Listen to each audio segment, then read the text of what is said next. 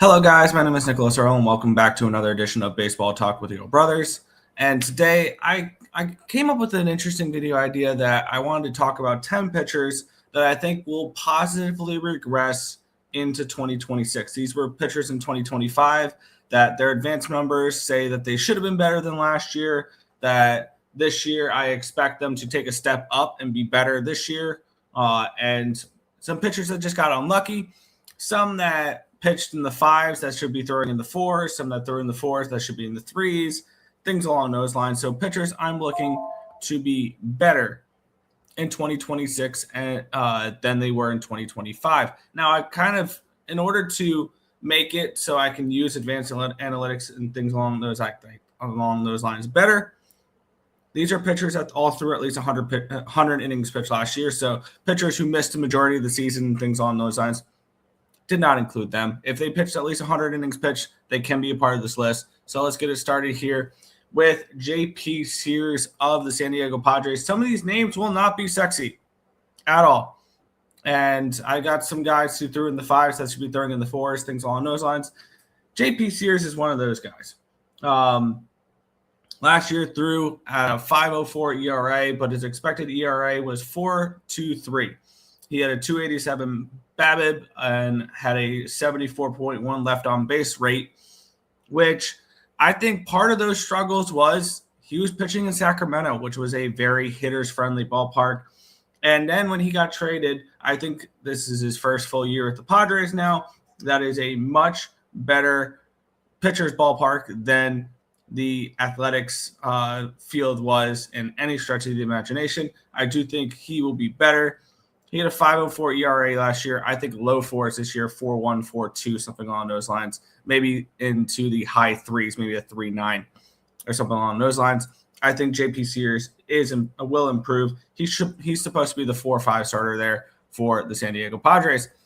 Up next, we have a couple Minnesota Twins, and we will get it started with Bailey Ober, which Bailey Ober was one of those guys, very similar to J.P. Sears, had a above 5 ERA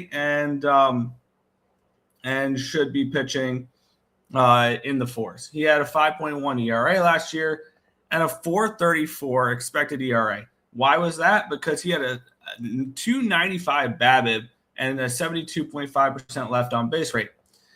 This is not a sexy name. This is not me saying he's going to turn into an ace. He's projected to be the 3 starter for the Minnesota Twins this year. Oh, no, this is Taj Bradley. I apologize. This is Taj Bradley, who threw a 5.05 and an expected ERA of 4.09. He's expected to be the 6th starter there. He pitched at a minor league stadium half the year in Tampa Bay last year, and then he got traded. And I do expect him to be better this year. I expect him to be a 4 ERA guy, 4.41, rather than the 5.05 that he put up last season. Let's go to that pitcher I did mention, Bailey Ober. I mentioned a 5.1 ERA, 4.34 expected ERA, the 295 BABIP. And I expect that Bailey Ober is somebody who they're projecting to be the 3 starter in Minnesota. And if they do trade Lopez or Ryan, he will slot in that 2 or 1 spot potentially. And I think he is somebody who can throw into probably the low fours is where I'd project him out this year, around 4.1, 4.2. Bailey Ober, I expect to be better this season than he was last year, where he put up a 5.10 ERA. Let's move on back to the National League and to the Miami Marlins, and we have an ace on this one here, Sandy Alcantara.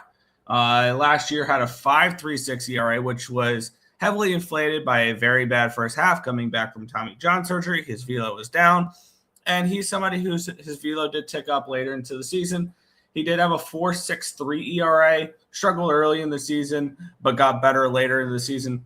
He is somebody I plain and simply expect to go back to be very similar to what we saw pre-Tommy John. I'm not expecting him to be a Cy Young favorite, but a 5.36 ERA is not in the slightest what we're going to see from Sandy Alcantara this year. Even his 4.63 expected ERA, I think it's entirely too high. I think he finishes in the threes, maybe a 3.8, 3.9 ERA. I don't think he'll be an ace or he'll be a Cy Young contender, but he will be somebody who will be significantly better than he was in 2025 coming back from that injury. Did throw over 100 innings, so that's a positive for him there. He is a workhorse, and I like to see it there. So Sandy Alcantara, somebody I expect to be significantly better. And back to the not-so-sexy names, Andre Pallante of the St. Louis Cardinals, who threw to a 5.31 ERA last year, but had an expected ERA of 4.3, 1 run lower expected ERA than he was than he actually had in that 4.31. He struggled because he had a 2.95 batting average of balls in play. He's not elite by any stretch of the imagination, but he is somebody that I expected to be in the fours, the low to mid fours, a 4.1, a 4.2, a 4.3, rather than a 5.31. And the Cardinals are expecting him to be in that rotation. He'll probably be the 3 behind Liberatore and May.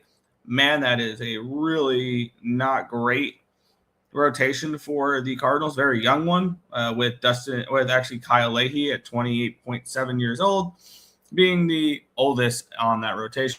I do expect Pallante to be better this year. I don't expect him to be elite, but I expect him to be better. Zach Gallen, the next guy on my list, and he's tricky because I don't know where he's going to sign. I think that he is somebody who'll probably sign a 1-year deal with Arizona, like a prove-it deal, because he does have the qualifying offer on him. He had a 4.83 ERA and a 4.28 expected ERA. I think he can make some switches in his repertoire as well, some minor mechanical changes that can help him potentially gain a tick or two on his fastball again to make him look to make his stats a little bit better. And I will like this. I will like this pick for him to be better in 2026 if he does re-sign with Arizona as like a prove-it deal. I could see him signing a 2 or 3 year deal with a team like the Yankees or something along those lines. But for Zach Gallen, I'm interested to see what team he goes to because he is a free agent, and that what stadium he goes to can very well dictate how well he plays. But he is somebody who I do not expect to have a 4.83 ERA next year. I'm thinking low 4s, maybe high 3s, like a 3.9 or a 4 or a 4.1, something along those lines, rather than a 4.83. 4 pitchers to go. This was an interesting one for me, and somebody who will have to take a step up this year if some pitchers are not back in the rotation. Obviously, Ranger Suarez is a Boston Red Sox now, and we don't know what to expect from Zach Wheeler. I don't think he'll be back anytime soon. Jesus Luzardo is going to be that pitcher that's going to have to take a big step up this season. He had an expected ERA of 3.33, but an ERA of 3.92. So he had an ERA of almost 4, but it should have been in the low 3s. I think he can be an ace-level pitcher for the Philadelphia Phillies this year. He had a few terrible outings that really ballooned his ERA for his first year in Philadelphia. And he is somebody where his advanced stats say that he should pitch much better.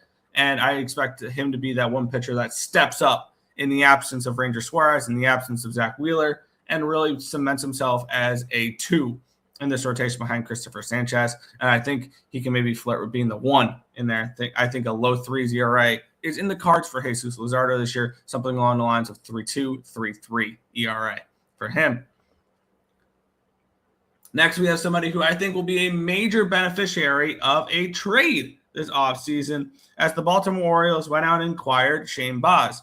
They went out and acquired him for 4 prospects, a couple that were part of like Slayer DeBrun and the catching prospect from Coastal, which I'm drawing a blank on his name at the moment, that they traded to the Tampa Bay Rays. I expect Shane Baz to be the 3, and I think potentially he could be the 2 in that rotation. I still think Shane Baz has a ton of upside.